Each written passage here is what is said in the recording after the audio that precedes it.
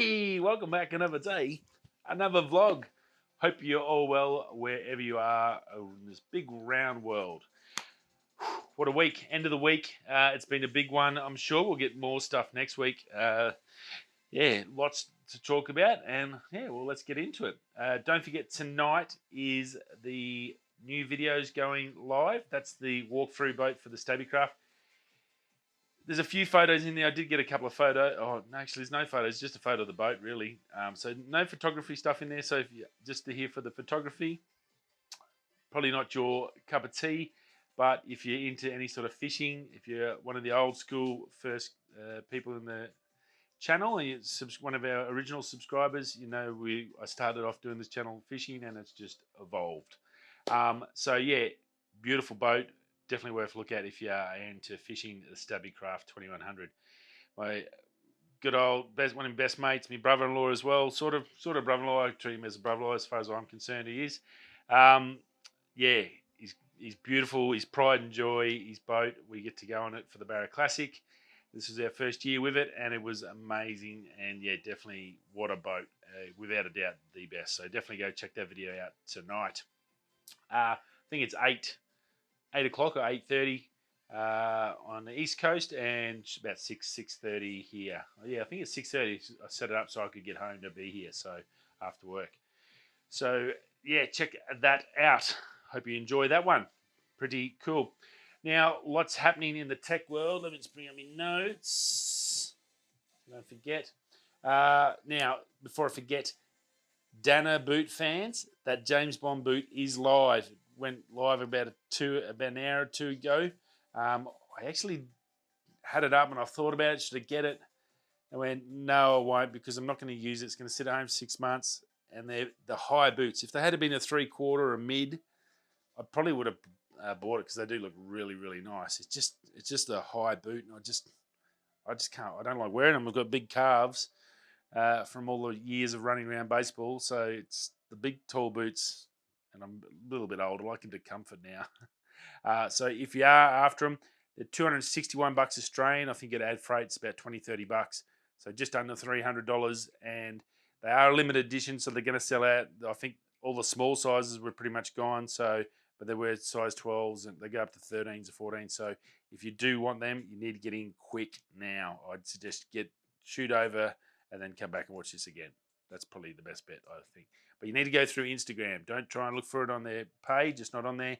Through Instagram to their bio, their links in there, then you can go in, and that's the only way you can get to it. So yeah, probably, or if it might have already been sold out, but yeah, crazy, beautiful boots. But the only issue, just tall. And I really didn't want to buy them and resell them. I'm not a fan of that, especially with limited different edition stuff. If you're not going to use it, it's like buying a car to put in a cupboard and not drive it. I don't understand. I'm one of the. I want to buy something to use it. I'm not a big fan of just sitting there just to invest, I guess. That's not me. Anyway, but if you are a Dana boot fan and you love that style of boot, definitely a good boot. $260 for a high quality boot. You get I think you get some limited edition tags and something else as well with it. One-off James Bond box, so you want to keep the box and all that. That'll add value to it down the track if you are going to, I guess, resell them, or if you are going to resell them, that's a good opportunity for you. Rightio, in the tech news, well, look, if you are in the market for a big TV, footy finals are coming up. Look, you got to go big. It's all about big TVs. I remember when 60-inch TV was a big TV. I remember the first TV I bought was a 68-centimeter LG Flattron. Me and one of my best mates, Tibbo, in Adelaide, we got this. I bought this thing, and it weighed about 60 kilos. It was bloody huge. It was about this thick, but it was one of the first Flattrons. So you could sit on the side of the TV and see the whole picture. So when all the boys come around and we got on the piss to watch the footy, you could see the whole screen. Didn't matter where you sit, you could actually see what's going on, which was awesome. It was like, wow, this TV is awesome. We've moved on a little bit from then, and that was the 90s.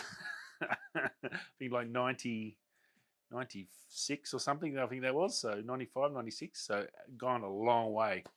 Now, LG has a new range of TVs out there, LED screens. You can bolt them together, so you can basically, it's a modular system. You can bolt them together and make a massive TV. The biggest one it's capable of doing is 375 inches. Uh, right, so that's basically 7.2 meters that way, and about I think four meters height. That's insanity. Huge. Um, weighs 1,000, weighs a metric ton, 1,000 kilos for a TV. It's going to hang on your wall. It's going to have to be a fair old wall. Again, you're going to have 5 meter high ceilings too. So maybe it might be a next year's block feature TV. Anyway, 1,200 nits of brightness, so mega bright. 16:9 ratio, so that's perfect for my photos. It'd be great for just that's how you want to blow your photos up, just like 7 meters long. And dual purpose, so it will also heat your house as well because it pumps out a staggering 56,000 BTUs an hour. That is crazy. I literally think you could just turn this on, and if you're watching the telly on a winter's day, it would realistically, if everything was sealed up in like a pretty good house that's sealed, it'd have to heat up at least your living room. That's a lot of heat coming out of that. Crazy stuff. IP20 rated, and it's also got some coatings on there for scratches and dust. Obviously, because it's so big, people are going to bump into it. They're going to want to come up and touch it, and oh, look at that. Oh, it's insane. And so it's got a protective layer on there so it doesn't get scratched. Pretty cool. It's got a latest A7 chip in it and a HDR10 to keep those blacks and colors all tickety-boo in that regards. Now, look, if you're looking to get hold of one of these, I don't think it shouldn't be a problem. It actually comes in its own air box. So you see those big air box like speakers and the roadies all take with the wheels on and they can put them on the plane. The panels all come in those. It's ridiculous. That comes free. You can get a service where they'll come and repair it in your house. Obviously, you're not going to pull that off and take it to the shop. They'll come to you. And it's just a bargain at 2 million Australian dollars. 2 million for a telly.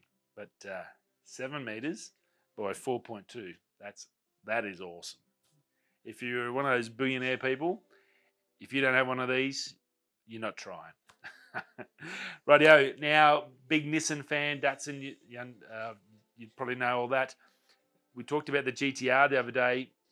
Other new car they've got coming out, and got a lot of love for this one.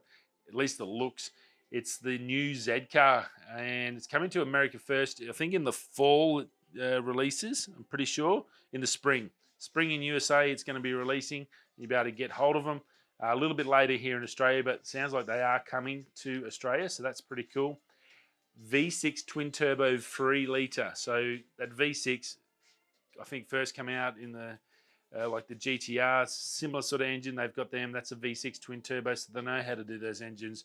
400 horsepower, 6-speed manual available, or a 9-speed auto if you're in the city. You're not going to want a manual. Let's be honest, you'd have to be crazy. But if you're a hardcore and you like going out and doing some hill climbs and stuff like that, which this thing would be perfect for, a 6-speed manual, amazing. It does have launch control, limited slip diff in it.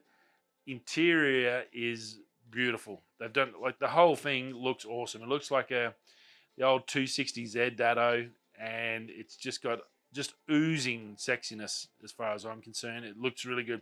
It's the best thing to come out of Nissan since the 1DX that they didn't build, and I'm still upset about that, Nissan. You should have built the bloody 1DX. I would have bought one of those. I digress. But yeah, looks amazing. Interior is good. How do you say it? How do you say this nicely? The touch screens in the Tesla, and you see all these screens. Mercedes do it. They put the screen and it sticks out of the screen, so it looks like someone's bolted it on. Some dodgy, shitty auto electrician's bolted it on. I can't stand that. It doesn't look right. I'm a neat freak. I like stuff where it should look and be part of the car.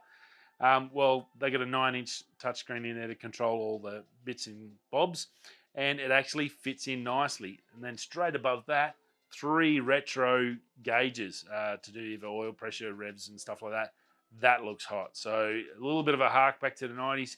Is that it's got a lot of retro feel to it, a lot of, yeah, I guess probably my youth, and it reminds me a lot of that. So that's probably why I like it so much. A beautiful car. Now, price wise, nothing locked in, but they are saying it's going to be a lot cheaper than the competition, the Toyotas and the Subarus and stuff like that. So we're thinking about 65 grand. That should be a good guess in Australia by the time you put taxes and the 20% on it takes to get here. Yeah, so if you're 65, 70 grand, I think you're in the market for one of these. Go check it out. It is, yeah, the 370Z was a nice car. I like that.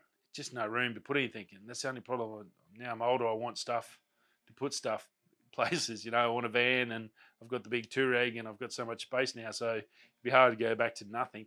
But it looks amazing. Beautiful, beautiful car. If you are a Dado fan or a Nissan fan, this one is definitely one to see if you can get a hands on it. It will drive like all Nissans, really, really good. So definitely cool. Now, oh, come on, computer. Now, GoPro 10 had its big release last night. Look, there was a few things in it that I tried to watch a couple of views. Obviously, the specs, all the specs. Quickly run through 5.3 at 60 frames. We know about that. The 23 megapixel, all that sort of stuff. That's pretty much what's been out for many weeks now. So there's not much to report on that. Body's exactly the same body. The lens has a hydrophobic coating, which you could put on anyway. It doesn't cost too much. So it's got that. There's nothing really exciting there. It's exactly the same battery. There's no up in power rates.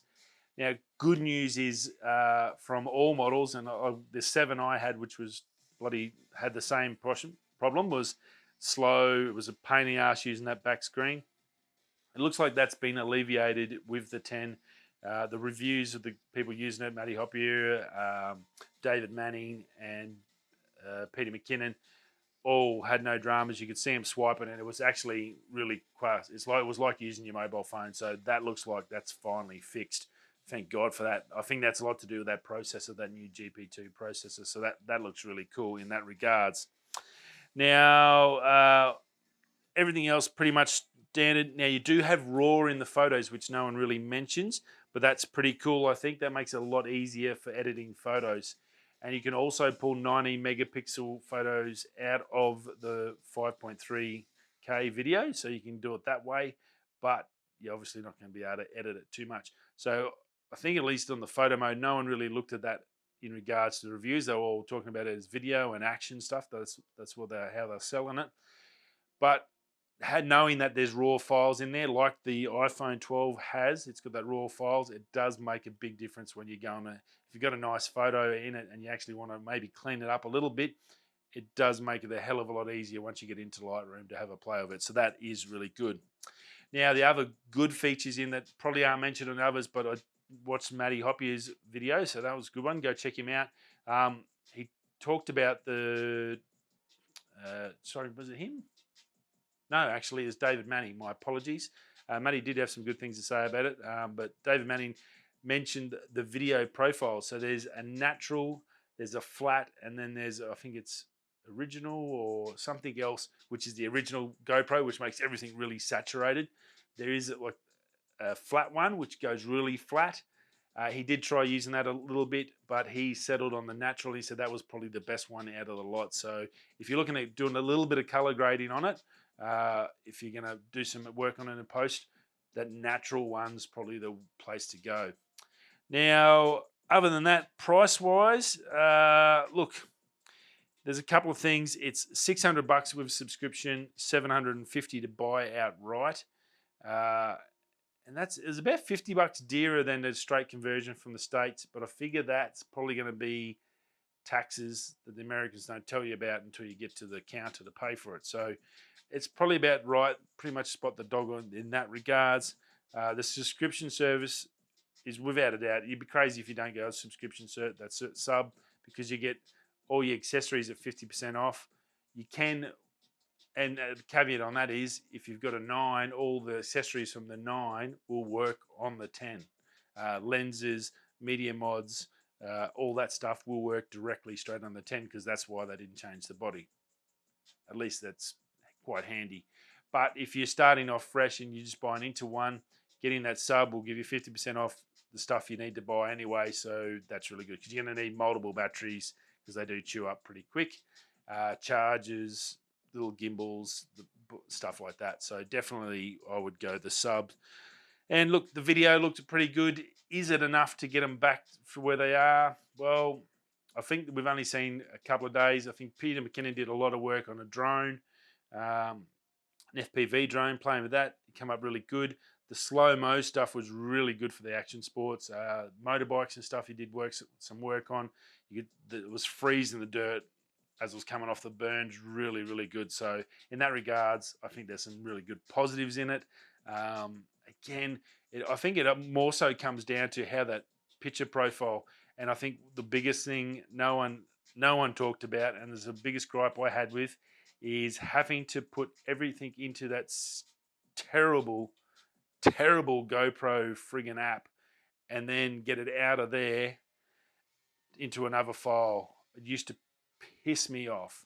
And I'd forgotten all about that until someone mentioned about just uploading it to GoPro. You get free cloud storage as part of the sub package. And I went, you know what? That's why I got rid of the GoPro, was the fact that I can't just get the things, I can't get the SD card out and put it onto the computer and then use them. You've got to actually transfer them. It was put a separate folder. It was a friggin' nightmare. Absolute pain. It should be just like a normal camera, not some special codec.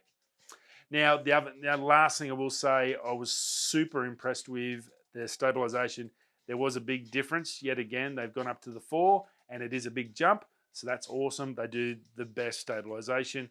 And that horizon tilt was a pretty cool feature when you think about it. If you are walking, flattening it all out, aiding to that stabilization is pretty darn awesome. So you do got to give them that.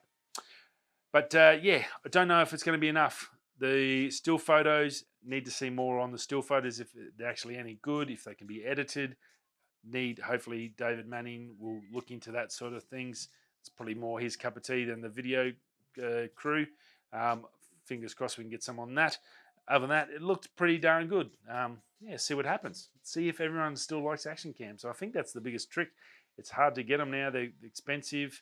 It's a lot of money to spend, like $600. It's still a lot of money. You can get an M50 for that with a kit lens. So it's a tough decision, very tough decision. Last but not least, Hot Ones Series 16 sources were announced last night. We'll go through them pretty quick, easily. You can buy them now if you go to heatonist.com. That's the official company that sells all their sources and all their gear. So if you're looking for anything from Hot Ones, if you don't know what Hot Ones is, that's the one where they have all the superstars and famous people on eating the hot wings, and it goes from 10 hot sauces, from spicy to holy crap, my mouth is on fire, I'm going to die. It's pretty cool, and then to conduct an interview while you're doing that. It's a fantastic format. It's a great concept, and it works really, really well.